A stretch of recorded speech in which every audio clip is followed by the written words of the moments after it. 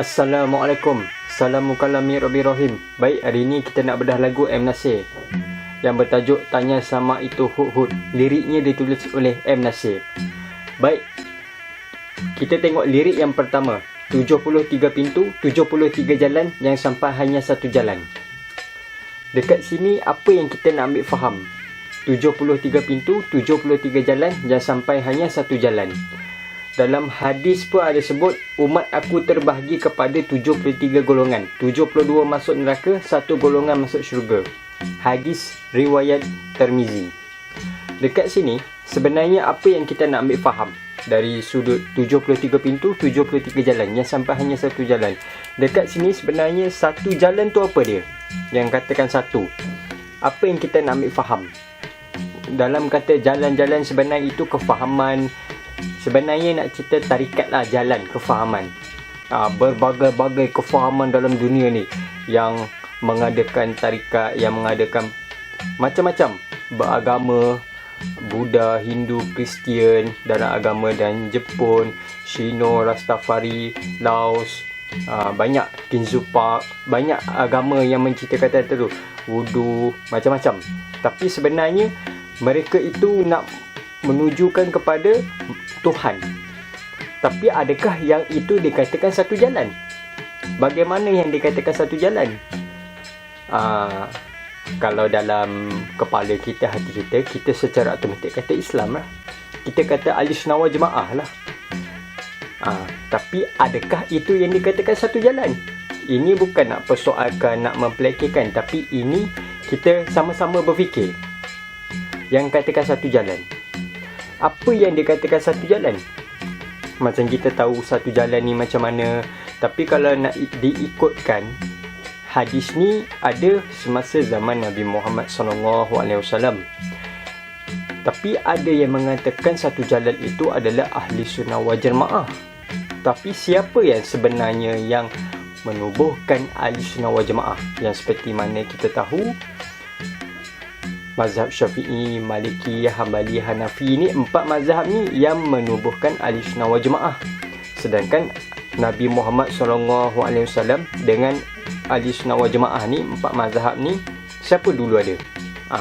Secara automatik kita akan kata Nabi Muhammad lah. Sedangkan Nabi Muhammad lahir dulu, dia yang mengadakan semua. Tapi Ahlussunnah wal Jamaah ni orang kata dia yang satu jalan. Sedangkan Nabi Muhammad tidak ada mengatakan satu jalan itu adalah Ahlussunnah wal Jamaah. Tapi sebenarnya macam mana? Apa yang dikatakan satu jalan? Dekat situ. Apa yang kita nak ambil faham sebenarnya? Yang katakan satu jalan, walaupun beribu-ribu kefahaman, beribu-ribu 73 jalan, sampai nak, orang kata betul-betul nak sampai ke Tuhan ni, masing-masing ingin mencari Tuhan dan menuju kepada Tuhan, yang sampai bermacam-macam kefahaman. Apa yang dikatakan satu jalan? Ada yang kata yang diredai, bermacam-macam. Ada orang kata macam tu, ada orang kata macam ni, sampai bila tak habis. Berdebat sampai bila tak habis. Tapi macam mana yang dikatakan satu jalan? Ada orang kata satu jalan itu, macam ini. Tapi apa yang kita nak katakan satu jalan? Manusia banyak mencari agama untuk kepuasan hati. Ada dalam Kristian, ada dia punya kata-kata dia, hikmah dia untuk kenteraman hati. Dalam Islam pun ada, Buddha pun ada, Hindu pun ada. Bermacam-macam agama dalam dunia ini untuk mencari kepuasan, untuk menuju kepada Tuhan. Mereka ingin kepuasan dalam hati mereka sendiri, iaitu sampai betul-betul kepada Tuhan. Tapi yang macam mana dikatakan sampai? Dekat sini apa yang kita nak faham? Ada orang mencari Tuhan dengan mengerjakan amal ibadah. Ada orang mencari Tuhan dengan mengkaji. Bermacam-macam dia mengkaji. Ada orang mencari Tuhan dengan mengembara, travel lah orang panggil. Lepas tu bersuluk, lepas tu bersedekah, lepas tu jadi pengemis. Macam-macam untuk menuju kepada Tuhan. Tapi adakah sudah sampai kepada Tuhan? Bila mereka rasa satu kepuasan dah sampai kepada diri mereka sendiri, mereka kata aku dah sampai. Sedangkan sampai dengan tak sampai sama je diri dia. Cuma kepuasan, adakah itu merasa kepuasan atau itu hanya sangka-sangka kepuasan? Itu kita nak kena faham.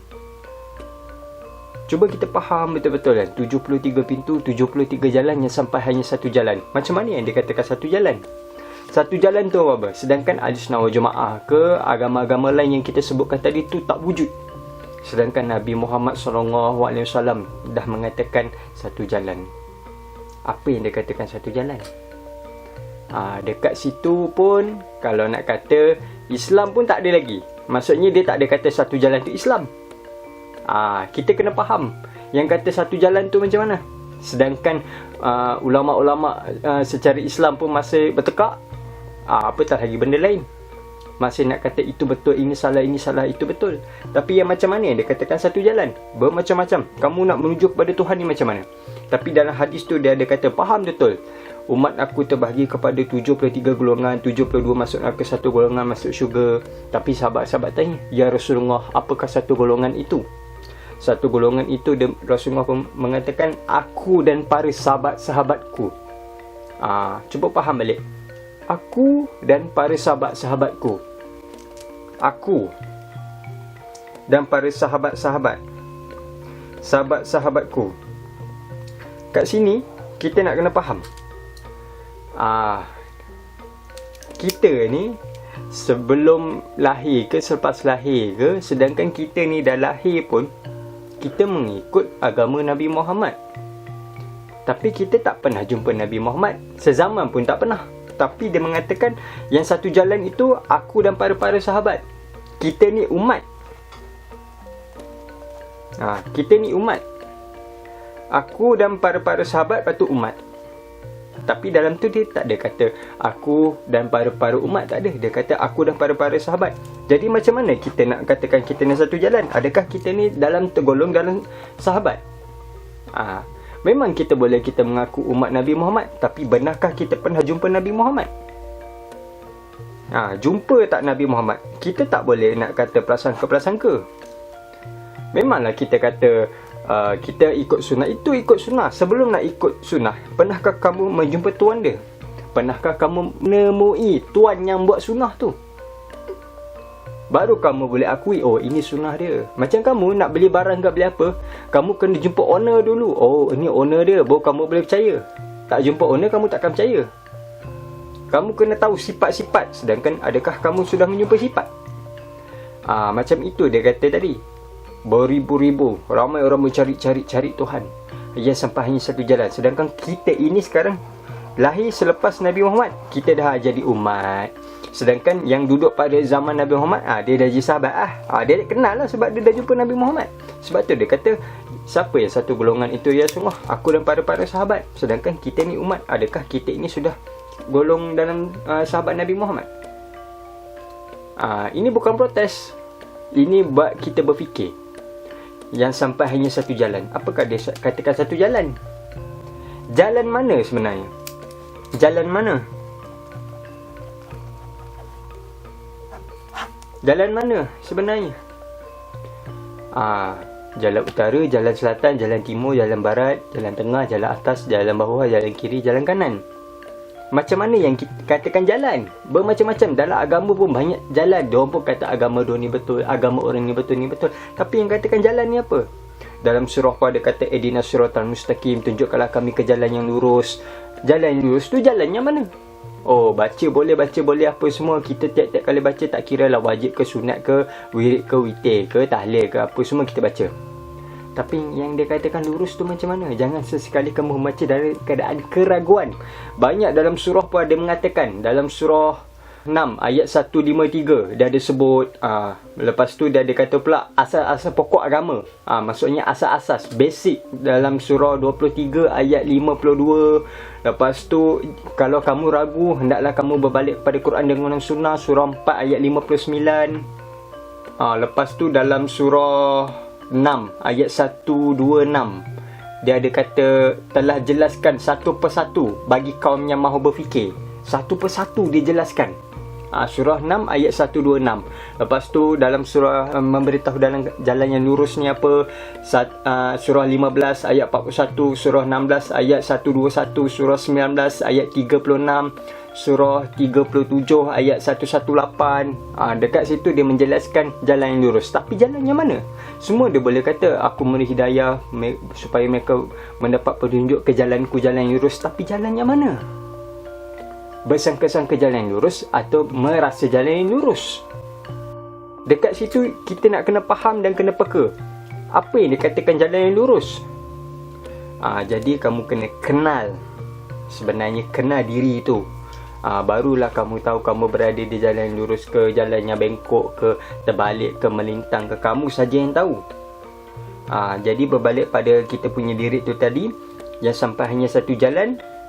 Nabi Muhammad pun kata aku dan para sahabat. Hadis riwayat Tirmizi. Jadi kat sini kita ni sebagai umat, tak lahir ke tak pernah jumpa Nabi Muhammad. Tapi macam mana nak jumpa Nabi Muhammad? Muhammad yang mana? Bunyi pula Muhammad yang mana macam tu. Tapi ada kamu kenali diri tu, kenal. Kamu kena kenal, baru kamu boleh tahu. Jumpa umat, sahabat aku, baru kamu nampak ni, tahu jalan dia, selesai. Kalau tak, masih dalam keraguan. Jadi macam mana kamu nak jadi? Adakah kamu dalam golongan umat semata-mata? Adakah kamu sahabat? Dan sahabat pun tak pernah jumpa Muhammad. Dan sahabat ni beruntunglah pernah sezaman dengan Nabi Muhammad SAW. Jadi selamatlah kita ni sebenarnya. Sekarang kita nak cerita kita. Jangan kita aku ikut sunnah Quran apa semua. Kamu ikut-ikut, tapi persoalannya adakah kamu faham? Itu sebenarnya kita nak faham satu jalan. Jadi dekat sini cari guru yang boleh menjelaskan apa yang dikatakan 73 pintu, 73 jalan yang sampai hanya satu jalan. Dekat sini kamu akan faham sebenarnya macam mana dia punya jalan dia, aku para sahabat ni macam mana. Baru kamu boleh jumpa. Jangan dalam sangkaan. Orang yang jangan jadi kamu dalam prasangka kamu. Dalam bersangka-sangka ni hanya diri kamu untuk kepuasan diri kamu supaya lega. Lega waktu tu je. Tapi nak teruskan tu macam mana? Baik, kita tengok lirik yang seterusnya. Ribu-ribu marga satwa mencari Raja Simurab yang sampai hanya 30. Apa yang kita nak ambil kefahaman di sini? Beribu-ribu, bermacam-macam yang kita katakan tadi. Banyak agama, ikut aliran, macam-macam, ikut tarikat, macam-macam. Macam tu macam. Tapi nak cari Tuhan yang sampai hanya 30. Nak cerita tu sedikit lah, tapi ada kata 30 tu maksudnya 30 juzuk. Tapi yang macam mana yang kamu nak katakan yang kamu sampai? Sebenarnya kita ni beribu-ribu ni, umat manusia ni mencari Tuhan. Maksudnya kenal lah. Mencari memang tak akan jumpa sampai bila-bila, sampai kiamat.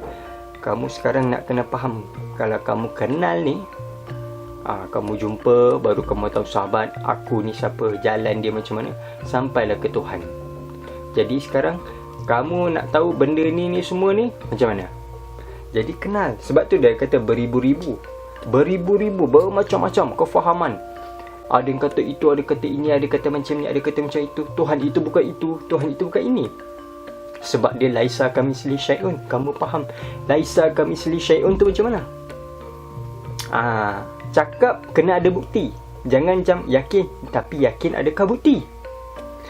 Duk yakin tapi kamu kena buktikan. Kalau kamu hanya yakin tak boleh buktikan, itu masih lagi menipu, masih lagi bersangka-sangka. Jangan ikut-ikut orang. Kalau kamu ikut-ikut, itulah jadi pengikut. Jadi sekarang kamu kena beranikan diri kamu cari. Kata nak berjaya ni, kata nak berjaya dunia akhirat ni, selalu dalam doa selalu cakap. Jadi sekarang cari.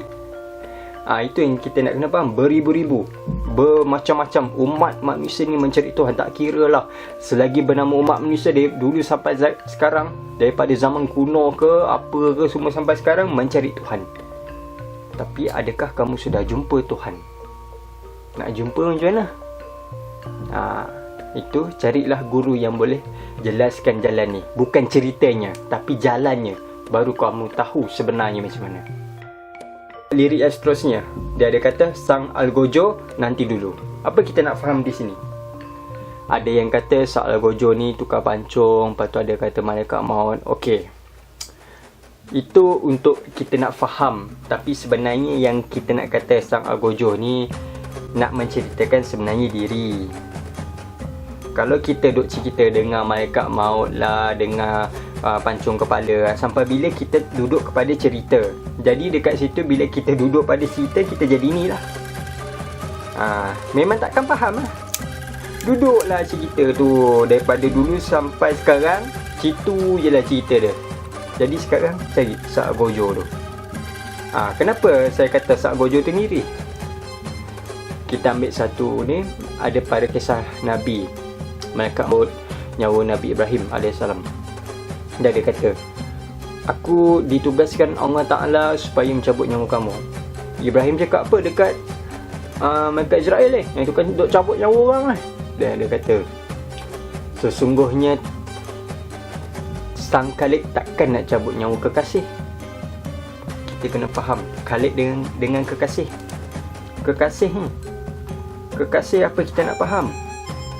Takkan dia nak cabut nyawa dia sendiri.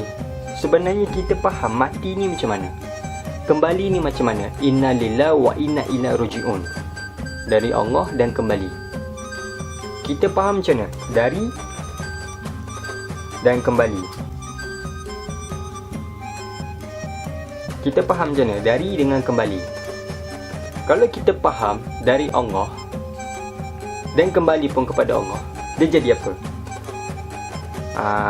Kat sini kamu kena faham betul-betul. Faham betul-betul. Kalau kamu ada belajar usul, kamu dapat tangkap lah, dan kamu tahulah usul-usul dia macam mana. Jangan, memang kita boleh kata kita ni daripada Allah dan kembali kepada Allah. Tapi apa yang kita nak faham, macam mana kembali dan apa kembali.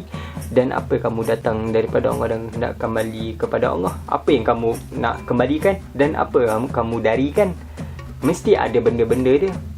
Kita jangan jadi prasangka sedap menceritakan, tapi hendaklah kita membuktikan. Sesungguhnya bukti-bukti Tuhan itu ada pada diri. Ni, ada pada diri. Kalau tak, kamu hanya mendengar cerita Sak Gojo, ini adalah jadi diri kamu sampai sekarang, dulu sekarang. Macam ni ya.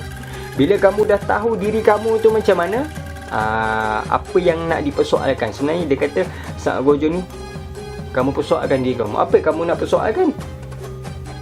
Kamu nak soalkan apa sebenarnya? Tanya diri kamu.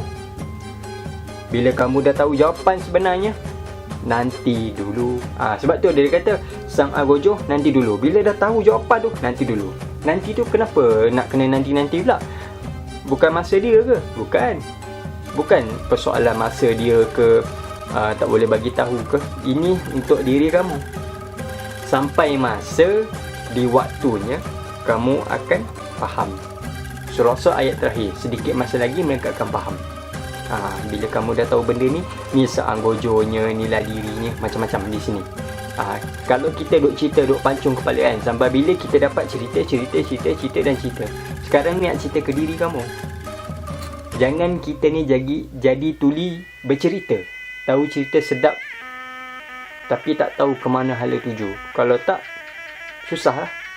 Sebab tu ya, kita nak kena faham kedudukan tu. Baik, kita tengok lirik yang seterusnya. Lihat dunia dari mata burung atau lihat dari dalam tempurung, yang mana satu kau pilih? Sebenarnya apa yang kita nak ambil kefahaman di sini? Kita melihat menggunakan mata ke? Sekarang ni, yang kita tengok ni, kat kertas putih ni, ada bertulisan. Kita melihat dengan apa? Dengan mata ke dengan penglihatan? Jadi kita nak faham macam mana? Macam orang kata, kalau kita belajar sifat 20, ada 7 sifat makni, 7 makna wiyah. Basar, basirun kan. Basar, basirun. Ni basar, ni basirun. Jadi kita nak faham macam mana. Baik, cuba kita renungkan seketika bagaimana orang buta yang ada mata tapi tidak boleh melihat. Buat syariat tanpa hakikat sia-sia, buat hakikat tanpa syariat batal. Apa kita faham kat situ?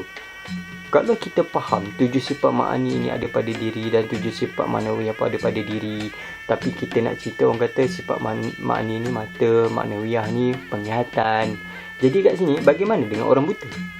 Bagaimana orang buta ingin melihat? Jadi tak adil lah. Dia dapat melihat Tuhan. Orang yang ada boleh melihat ni, melihat dengan Tuhan ni macam mana? Macam mana yang dia tahulah. Bagaimana orang buta ingin melihat Tuhan? Bagaimana orang buta ingin melihat keindahan Tuhan? Oh, dia hanya sangka-sangka ni. Mana boleh? Itu masih lagi bersangka-sangka. Jangan sesekali kamu bersangka-sangka. Kamu nak bukti dengan keyakinan yang nyata. Kat situ yang kita nak kena faham.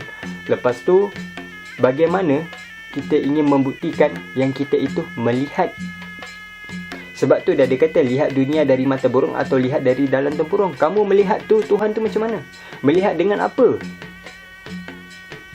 Kalau kamu melihat dengan mata kamu, Allah kata, mata tu aku buat.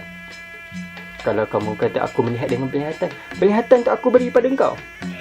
Jadi aku buat benda itu untuk melihat engkau ke melihat aku. Jadi di situ apa yang kita nak faham. Bagaimana untuk kita membuktikan kita melihat Tuhan? Prasangka ke atau nyata? Oh, aku melihat Tuhan macam ni, aku melihat Tuhan macam itu. Wa fi anfusikum afala tubsirun. Bagaimana orang buta ingin melihat wa fi anfusikum sedangkan dia tak melihat? Bagaimana dia ingin tahu sedangkan orang buta pun tak pernah tengok telinga macam mana, tak pernah tengok hidung macam mana, hanya boleh rasa. Jadi dia imajinasi dia punya pemikiran dia.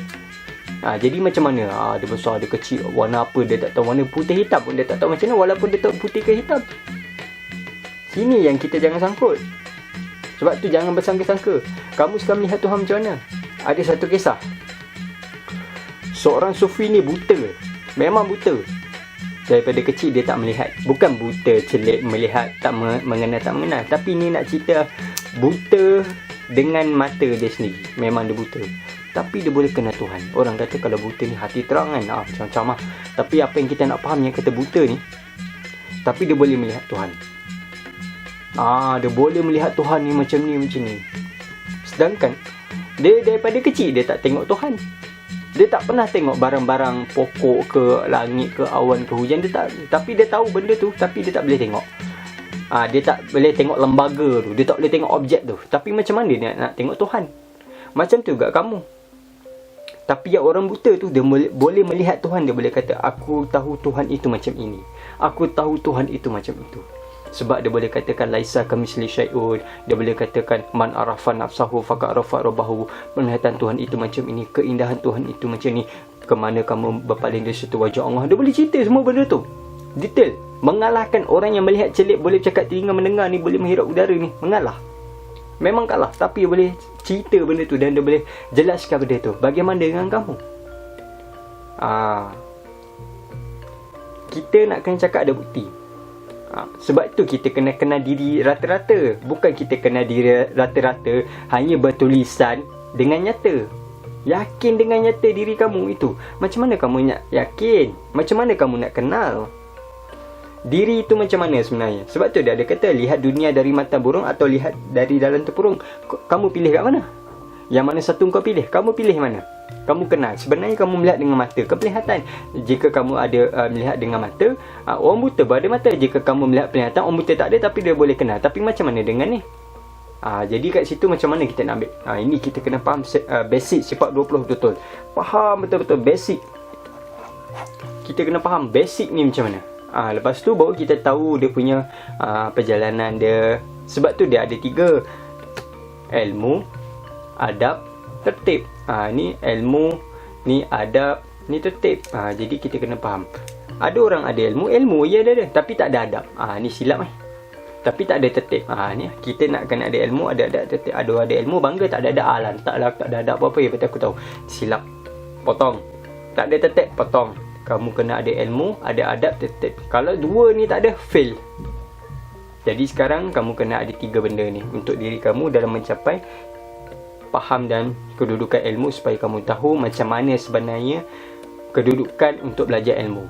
Itu dalam cerita konsep ilmu. Tapi kita nak cerita sekarang, kamu sekarang pilih kat mana? Melihat ke apa? Kalau tak, rugilah kamu punya penglihatan tu sebenarnya. Baik, kita tengok lirik yang seterusnya. Dalam kalut ada peraturan cipta kekalutan, di mana pula kau berdiri? Di sini. Apa kita nak ambil kefahaman di sini? Dalam kalut ada peraturan cipta kekalutan. Bila kita renung betul-betul, kalut ni macam mana? Peraturan ni macam mana? Mencipta. Sebenarnya orang yang mencipta hukum hakam. Bila dia menciptakan hukum hakam, diciptakan, kita ikut ni hukum. Contohnya kita ikut orang semayang. Ikut semayang, orang kata buat tuazan, bergegaslah kamu semayang. Lari-lari nampak ikut hukum. Tergesa-gesa lari sampai tak dan tutup kedai untuk menjaga. Kelang kabut. Yang penting aku dapat setahun, dapat pahala banyak. Tergesa. Tapi bagaimana hati orang semain tu fikir pasal kedai? Dah tutup gas ke belum? Kedai tutup duit dalam almari tadi ambil, takut rompak pula. Itu hati lah. Itu nak cerita pasal semayang lah kan. Nak cerita pasal rukun semayang, rukun kalbi fi'li, apa semua tu, kalbi kauli fi'li. Ni nak cerita yang kalut ni. Orang yang menceritakan peraturan ni macam mana? Kamu sebenarnya nak kena faham, kita ni, dalam diri kita ni ada hukum dan rukun. Dalam diri ni juga kita nak kena faham, ilmu ni adakah yang dikatakan rukun? Lepas tu yang diri, bagaimana yang kita katakan diri, bagaimana yang kita katakan hukum. Sebab tu dah ada kata, dalam kalut ada peraturan, peraturan cipta kekalutan. Jadi bila kamu dah tahu sebenarnya rukun dengan diri ni, kamu perlu utamakan mana. Kalau kamu kelang kabut, maksudnya kamu utamakan rukun daripada diri. Kalau kamu tenang-tenang, kamu utamakan diri daripada hukum. Jadi faham yang mana yang dikatakan diri, yang mana yang dikatakan hukum. Bila kamu faham benda tu, memang sempoi. Hukum apa sebenarnya hukum kepada Allah Ta'ala? Allah Ta'ala hukumkan apa? Wajib ada mustahil ni macam mana? Baru kamu tahu benda tu, baru kamu kenal diri kamu. Itu yang dikatakan sebenarnya. Lepas tu dia ada kata pula, di mana pula kau berdiri? Di sini. Kita berdiri kat mana? Di sini tu di mana? Kita ni berdiri atas apa? Atas kaki ke? Atas pokok ke? Atas tanah? Jadi kita nak kena faham lah, kita berdiri atas apa. Kalau kita kata berdiri dengan kaki, kaki punya kekuatan ni di atas apa? Ni nak kena faham ni, basic. Basic, sangat-sangat basic. Lepas tu, di mana kamu berdiri? Faham betul-betul basic. Yang katakan di sini. Di sini tu mana? Sini tu apa? Memang orang kata di sini, di depan skrin, di depan rumah, berdiri di atas kursi. Di sini, di atas muka bumi, macam-macam. Tapi yang dikatakan sini itu mana? Apa yang dikatakan sini? Apa simbolik kita nak faham sini? Kat situ kita nak kena faham. Kalau tak faham, kalut lah. Duk kalut. Kalau faham diri ni, hukum tak ada masalah. Lepas tu faham di mana kamu berdiri, baru kamu tahu kamu punya berdiri di sini. Di sini di mana? Kamu tahulah benda tu bila kamu sampai masa nanti. Hanya guru kamu saja yang boleh buka. Tapi benda ni kita kena pelan-pelan, relax. Jangan terlalu kalut. Kalau kita kalut, nampak lah. Jadi kita nak kena faham. Sebab tu dia kata langkah ada peraturan, peraturan cipta kekalutan. Jangan kita terlalu kalut mengalut. Dia ada relax, kita kena relax, tenang. Disiplin, sabar, istiqomah. Baru kita tahu kita berdiri di mana, peraturan ni macam mana. Barulah kamu hidup dengan sejahtera, aman. Kalau tak ada apa sebenarnya. Jadi kamu kena tahu kamu berdiri atas apa. Kalau faham basic, sempoi. Lepas tu lirik diulang balik soal gojo nanti dulu. Macam saya kata tadi ya. Kalau dah tahu soal gojo ni siapa diri, apa dia kata nanti dulu. Kalau faham kamu, macam dia ada kata tadi lirik dia sebelum ni, lihat dari mata burung atau lihat di dalam tempurung yang mana satu engkau pilih. Dalam kalau ada peraturan cipta kekalutan, di mana pula kau berdiri di sini soal gojo nanti dulu. Dah faham benda ni, diri ni, semua ni kamu faham, dia balik pada sini.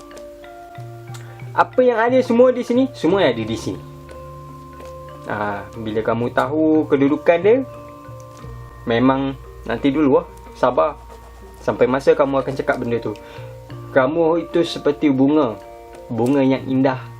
Dia akan tumbuh dengan mekar, dengan indah, dengan cantik dia, dengan perlahan-lahan ingin menterjalikan sifat-sifat dia. Nanti sampai masa kamu perkenalkan, inilah bunga ros. Dengan tenang je. Kalau tak, dengan gelojoh, nanti saat gojo kat luar tu pancung hukum kat situ, kata sesat lah, ni salah lah, tu ni lah. Sebab dia tak faham. Yang tak faham tu memang panjang cerita lah kan.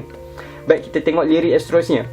Berikan aku kesempatan akhir ini untuk mengatakan kalimah sebenar. Berikan aku kesempatan akhir ini. Lai. Apa kita nak faham? Berikan aku kesempatan akhir ini untuk mengatakan kalimah sebenar. Kalimah apa? Macam-macam kalimah Tapi yang kita nak faham, la ilaha illallah, tiada Tuhan melainkan Allah. Kamu nak kena faham kalimah tu.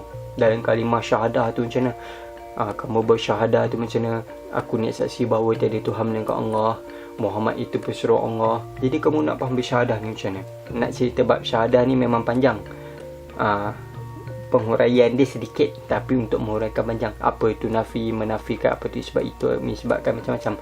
Tapi yang kita nak kena faham diri ni. Apa yang kamu nak nafi, apa yang kamu nak isbat. Diri ni ke kamu nak nafi, diri ni ke kamu nak isbat. Dah tahu nafi isbat, tetap diri kamu macam ni, tetap agak superhero macam ni, sama aja. Tapi apa yang kamu nak nafi, apa yang kamu nak isbat. Apa tujuan nafi isbat? Tu kalimah tu, berikan aku kesempatan akhir ini. Sebab tu dia kata, berikan aku kesempatan akhir ini untuk mengatakan kalimah sebenar.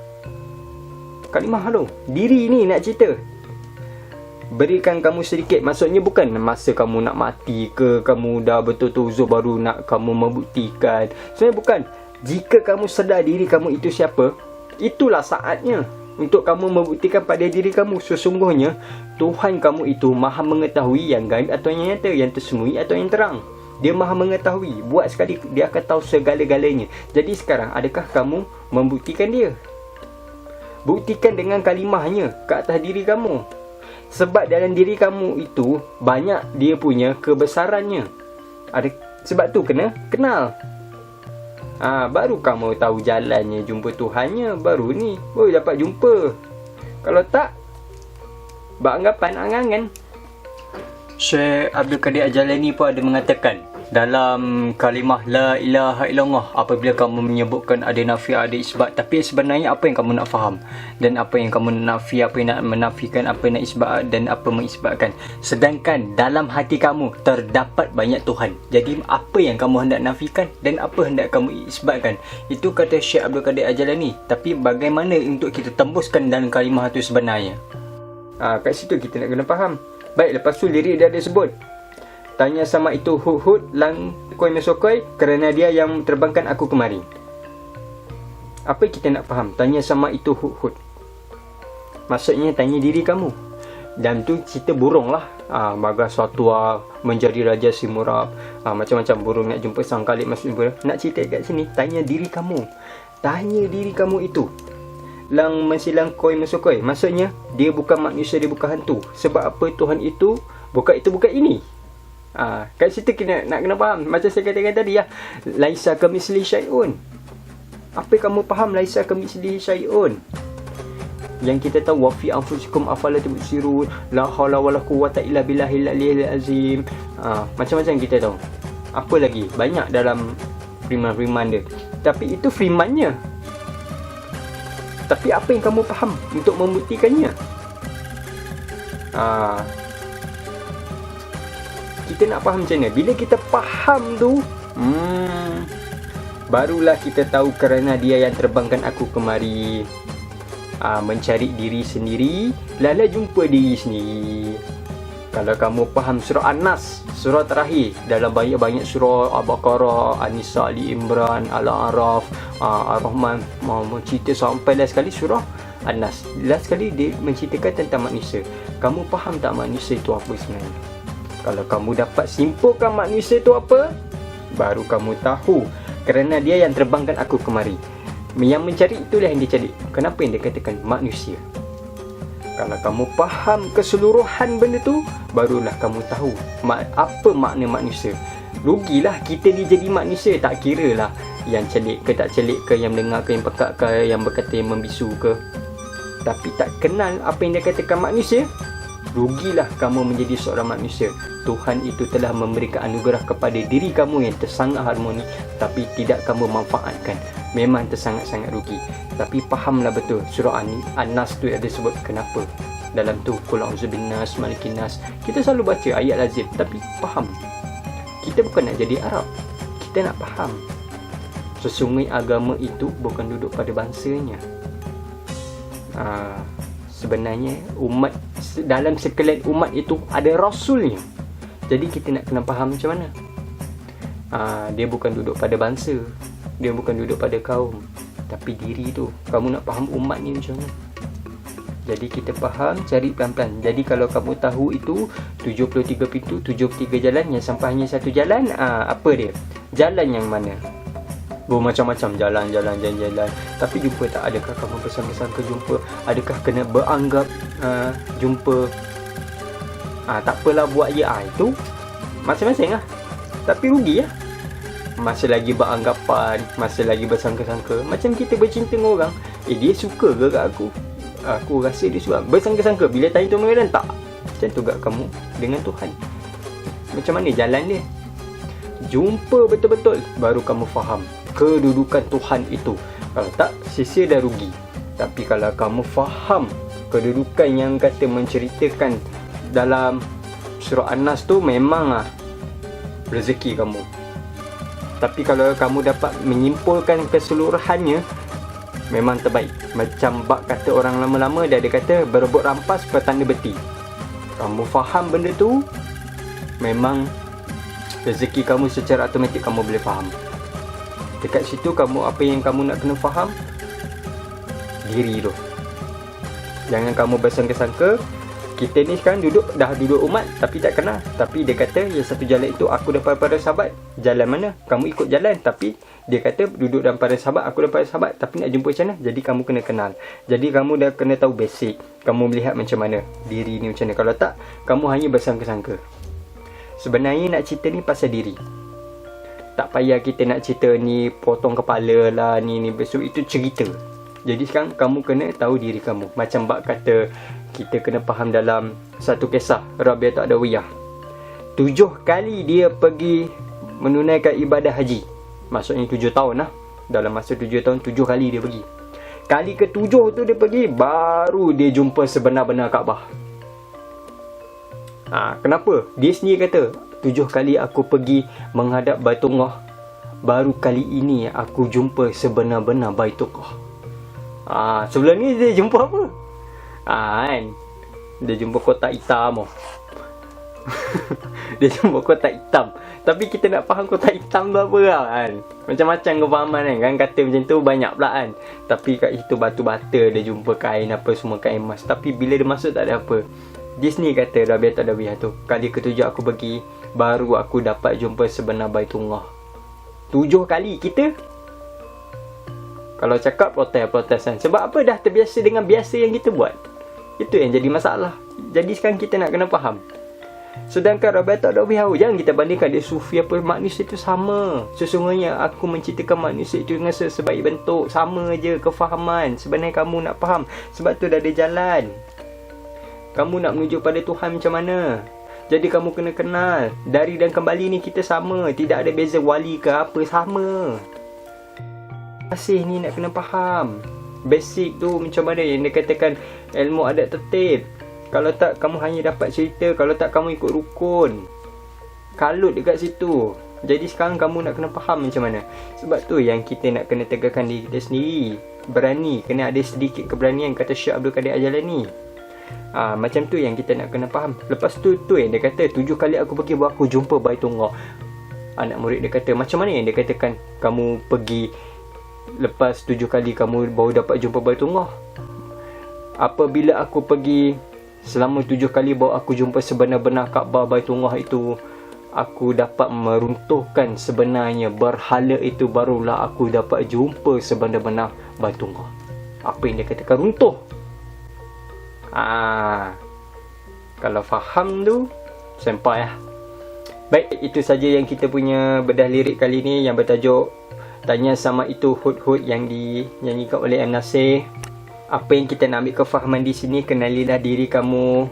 Bermacam-macam aliran dan macam-macam kefahaman, bermacam-macam daripada dulu sampai sekarang. Sedangkan Nabi Muhammad SAW pun dah menerangkan bermacam-macam macam mana yang kita bedah kat awal tadi. Tapi apa yang kita nak kena faham, kamu jumpa Tuhan itu dengan sangkaan, hanya mimpi saja ke, bersangka-sangka ke, yakin ke, kepastian ke, macam mana. Jadi sekarang kalau kamu tak tahu, carilah guru yang boleh menjelaskan, carilah ahlinya, supaya kamu mencapai apa yang kamu inginkan. Jangan kamu bersangka-sangka hanya untuk kepuasan hati, untuk melegakan hati. Baik, Yang baik daripada Allah, yang buruk pun daripada Allah. Yang memberi faham itu Allah, yang tak memberi faham itu pun Allah. Salamun kalami Rabbi Rahim. 73 pintu, 73 jalan, yang sampai hanya satu jalan. Ribu-ribu marga satwa mencari Raja Simurang, yang sampai hanya 30.